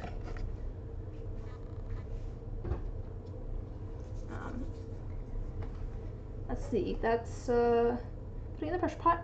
Let it sit mine's for 24 hours, however long the cure time is on your dice. Or on your resin, I mean. Pull them out, demold them. I can show you roughly what that is like. It's fairly easy to demold things. I'll show you on a mold that I just made with a master dice. Oh, yeah, that's a D8. I usually just go from the bottom with my thumb and just push, and it pops out. Yeah, you don't really want to take them out well, you might want to take them out early, but you really shouldn't, because they'll still be a little bit malleable. And I've definitely done that before. They're still a little bit malleable, and I go to like pop them out, and then I like bend the corner a little bit. So, and then yeah, that's always the fun part, is taking things out of the mold and seeing what you come up with, or seeing how things turned out. And then I let them sit for another 24 hours. Because the resin that I use cures after 24 hours, but it is not at its hardest after 24 hours. You gotta let it sit for about 48 hours for it to be like completely cured. And that varies from resin to resin. I think Scryer has said that she lets her sit for a couple days. I let mine sit for at least one more day. Because if you try to sand and polish your dice before they are completely hardened, they will end up cloudy. Or it'll just make it very difficult, because they'll feel kind of sticky, that sort of stuff, because they're just not completely hardened yet. So you want to make sure that they're completely hardened. So once they're completely hardened, you can move on to sanding and polishing. Let me move these out of the way. And again, people have different ways that they do this. A lot of people that I know of have gotten Zona papers online, and that's what these are. These are polishing papers. Just a second. And they come in a series of 6, and they go from the roughest to the smoothest. And you go from the roughest to the smoothest with a die, and it will polish it. This is actually, I'm taking it back. You need one more thing for making dice, and that is a way to sand and polish them. So you need molds, you need resin, you need safety equipment, and you need a way to sand and polish them. And there's different ways to what directions you polish. I do in little circles, and I am not good at it. I'm not good at polishing. That is the thing that I'm the worst at. I have updated my polishing stuff a little bit, and I'm liking it a lot better now. Like, let's pull out one of your dice. See how they go. I also have like a little thing here because it keeps it nice and flat. So, come on. Oh, here, let's see.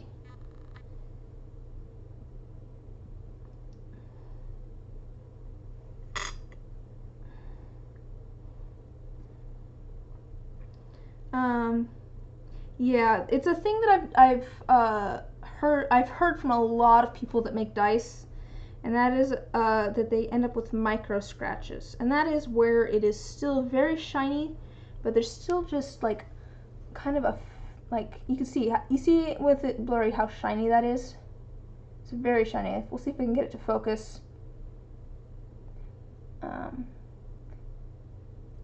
Yes, I have heard of people doing it that way too, where they sand in opposite directions with each level. It's not gonna focus for me. You can kind of see there's like little tiny scratches.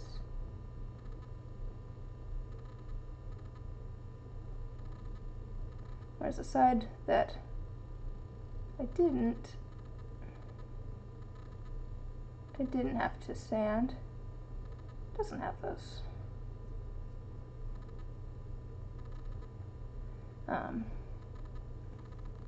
Yeah, that's a thing that I've heard from a lot of people that make handmade dice, is that they end up with. Oh, I need to clean that off. That's part of the reason I brought these down here, is because I need to clean them off. Is they end up with micro scratches. I have heard of people doing that where they will sand one direction and then the other next. They'll go like this, and then the next one they'll do this, and then back and forth. I tried that, I think, at one point, and I just kind of ended up with. I just ended up with lines. Well, but part of the thing is that I have changed the way that I do polishing, and that is that I no longer do these last three. I got myself a little tumbler. I'll pull that over. But some people will just do the green. I've found that does not work for me. I end up with way too many scratches. So I do the first 3 papers, and then I throw it into the tumbler, and they end up so much shinier than they do if I'm just doing it by hand. But it seems to work out fairly well for me now with doing little tiny circles with all 3 of them and then throwing them in. I also cut out any sort of sandpaper. I was, when I was first starting to do this, I would sand down all of the excess bits, like especially on the D20s and stuff. I end up with like these lips. Let's see if I can show it to you. Let's see. Oh, maybe at the top of the. Come on. It does not want to focus. I know you can see my hand. Come on, focus on it. Ugh. Well, there's kind of a lip right here in between the top face and the next face down. Even if it's not going to focus on it, there's just kind of a lip. There we go. You see that lip right there? I used to use sandpaper to try and get rid of this lip. And I just left too many scratches, so I just start with the first of the polishing papers here, and then do the first 3, and then throw them into the tumbler that I got. And again, the tumbler is not necessary at all, and there's people that can get great polishes with these. I just don't have the touch for it, I guess. Like, you're supposed to use very light pressure, I've heard from some people, and I don't know, guys. It's just I don't know how to do it perfectly. It's the weak point in my dice making, quite honestly, is the polishing. But I think that with the tumbler, they're so shiny. Hand polishing is so hard. It also takes forever. That is, I've said it before and I shall say it again. That's part of the reason handmade dice are so expensive, is because it takes forever to polish them. Like I said, I took 8 hours to polish my master dice. Don't have to do that for every set of dice, but it just takes so long. And I still spent all afternoon hand doing the first 3 of those papers. But yeah, you do. Different people say different amounts of rotations and stuff, but you go from the roughest to the finest, and it will polish it to a glass-like finish. I have been using a tumbler. Let me show ya. I'll try not to unplug my computer because that would be bad. I got this a little tiny tumbler. Well, this would be easier if I switch it back to me. I'll do this. Alright. So, it's just, I think it's supposed supposed to be for like shell casings and stuff, but yes, I have a little tumbler here. It has hardwood medium in it, which is spendy. This is my, oh, there it is. I was looking for this. Haha. I couldn't find the D4 for this set. Okay, that's good. I was looking for that earlier today.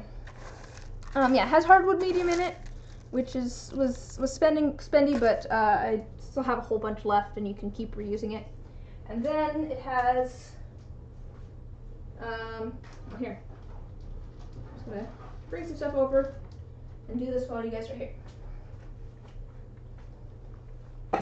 I have some plastic polish. I used like a full bottle of this when I first got this going, and now I just do like a little bit of a squirt. I have an old paintbrush that I'm using to just, I just want to mix that in a little bit so that it's not all clumped up on the top. Alright.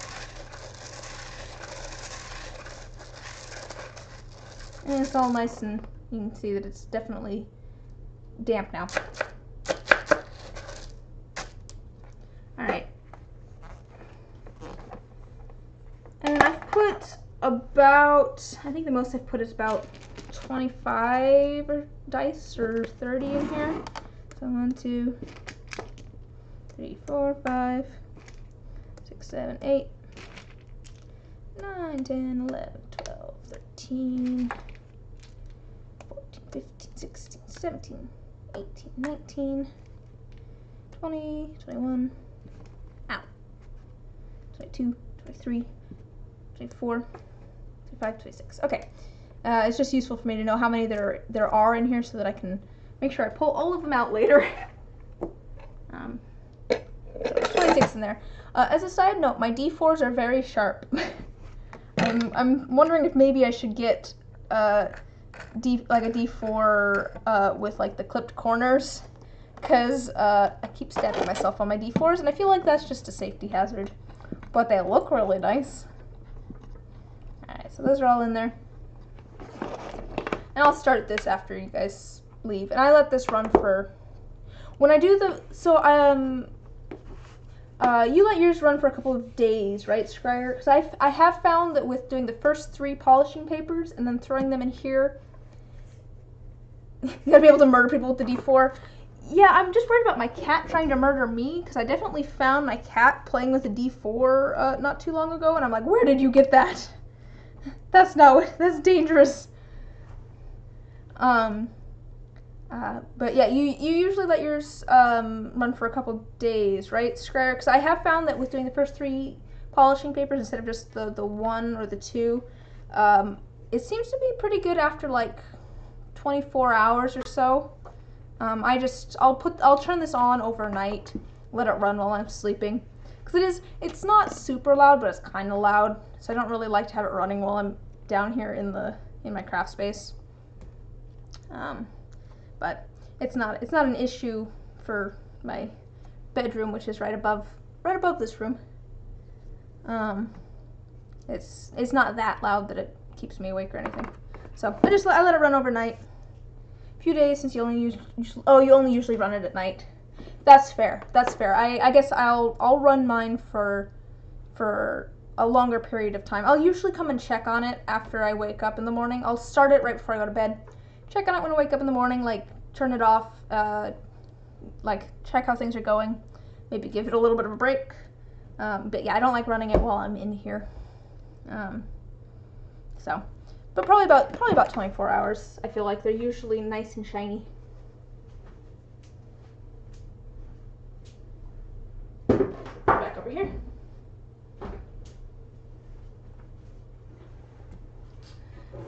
But again, you can polish with just your polishing papers. I've heard of, oh, my bow tie is all funky. I've heard of people using like a Dremel with a polishing pad on it with like the same sort of plastic polish, using that to work it in. yeah, there's different options there. I would, if you're planning on making dice, I would suggest checking out Dice Making Discoveries on Facebook. It's a Facebook group of people who make dice or who are planning on making dice. And everyone there is very helpful. It's very much not about selling dice, it's very much about sharing knowledge on how to make dice, which is nice. Yeah, that's a good resource. Okay, so after those are all polished, I end up throwing them into like a bowl with a little bit of kind of warm soapy water, and I scrub the heck out of them with like an old toothbrush. I didn't used to do that, but I've found that it's nice because it gets rid of any of that extra plastic polish that's on there, and I use it to get the like the, not sawdust, but the resin dust out of the numbers that's gotten worked in there just from sanding. Because I could probably grab one of those that I just set aside, but just the active sanding and stuff, you end up with all sorts of like this white powdery dust in the numbers, especially on the sides that you sand. So I just take some warm soapy water and a toothbrush to those to get all of that dust out of the numbers. Especially if I'm not planning on inking them or something like that, or I'm planning on inking them with something that you'd be able to see if there's some white underneath it. It's not as important if I'm going to be inking them white or something, but so do that.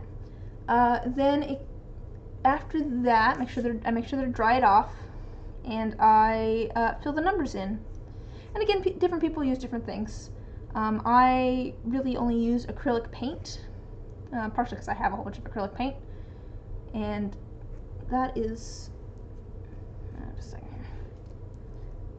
Sorry, I found an orange, guys.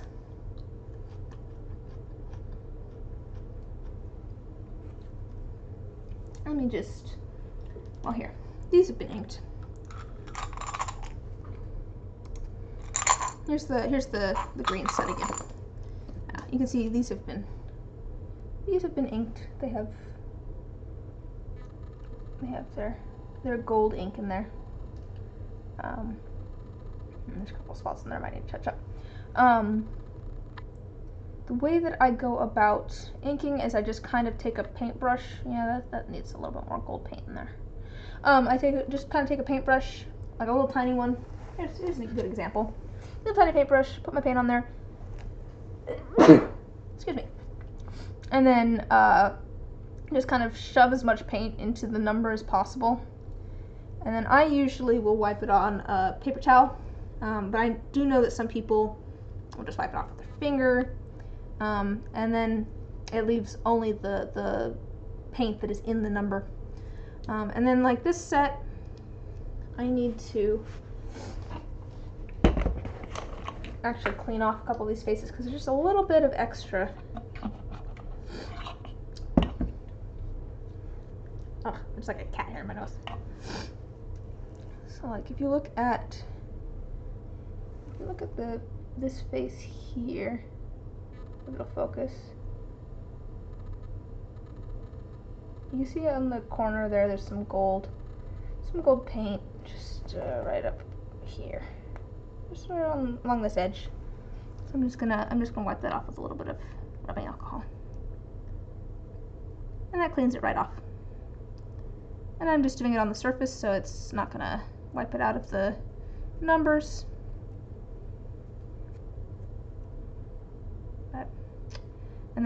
And that is all set to go. That's a set of dice. They're all inked, they're all made,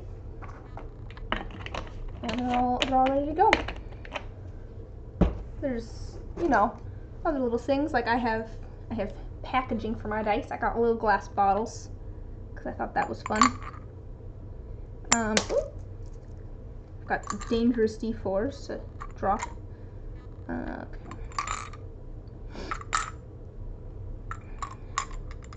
But Yeah, lots of little steps, but it's fun. Some of it's more tedious than others. The sanding, the mold making, but I still really enjoy it because like I'm done with actually saying how dice are made now, guys. But I'm just gonna chat now. I really have enjoyed making dice. Well, just because I like making things, but also like at my last job I couldn't even like listen to music while I worked on something else, and now I can just do whatever the heck I want while I'm working, and that's nice. And I love making my own schedule.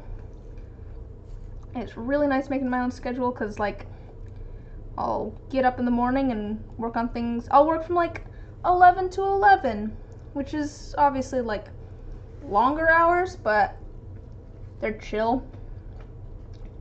I can go take an hour and a half lunch. I don't feel bad about it. It's nice.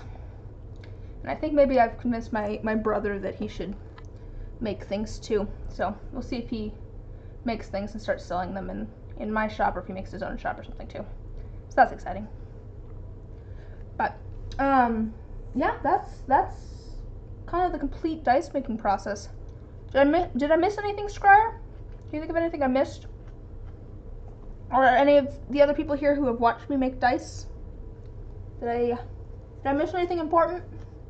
I thought of some more materials you guys need. I thought of materials. Okay, see? Not that you can think of. Okay, the cat hair. Oh yes, that's true. There must always be like a single piece of cat hair in your mixing cup that you have to pull out. Maybe that's just me. But yes, that is something that reminds me. You do need something to like mix your resin in, and I have like a little silicone mixing cup here, and little plastic ones.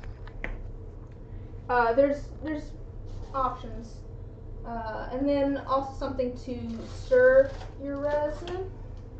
I have popsicle sticks and coffee stirrers. Here's the nice clean ones.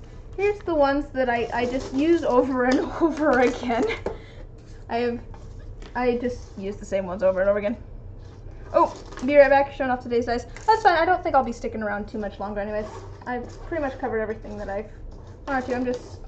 I'm just talking about materials now.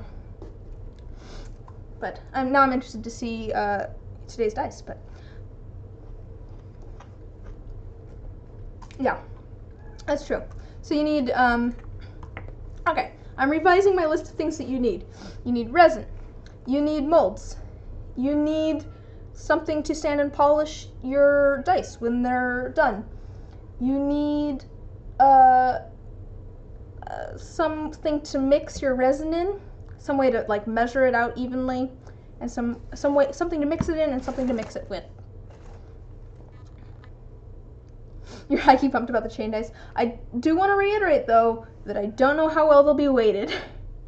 I will do what I can to make them weighted well, but I am not giving you promises that they will be weighted perfectly, because that is a chunk of metal that I'm putting in them.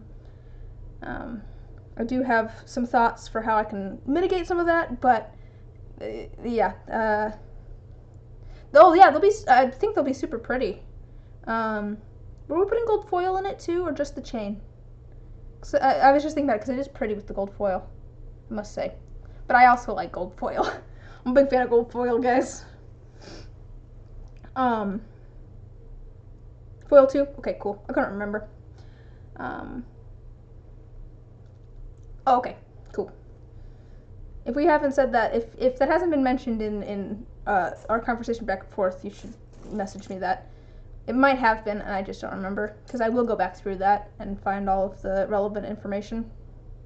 You're a hoe for foil. Same, girl, same.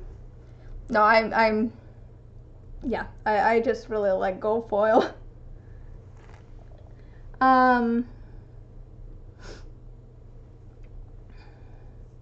Yeah, I think that's everything. Pipettes are useful. Not necessarily necessary. You can usually pour things.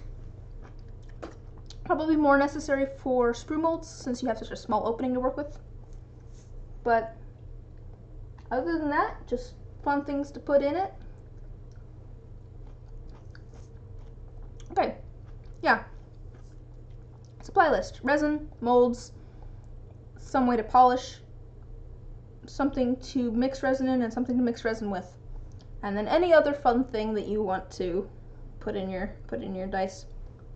But otherwise, pretty sure that's everything you need. Yeah. Yeah.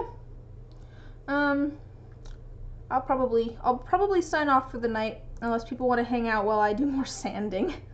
But that was everything I wanted to cover. Maybe I'll actually do some editing and try and edit this into a more coherent how-to video, but no promises on that because I hate editing. Yeah, thanks for sticking around, guys. I think that's just gonna be everything for tonight. Yeah, if you guys, unless you guys have any, do you guys have any questions on dice making process, or just any questions in general? What's my favorite color? You know, the important things. Like, what's my favorite color? But yeah, if you have any questions, feel free to ask them. If not, I'll probably hop off for the night. I'll give it a second because I know it lags.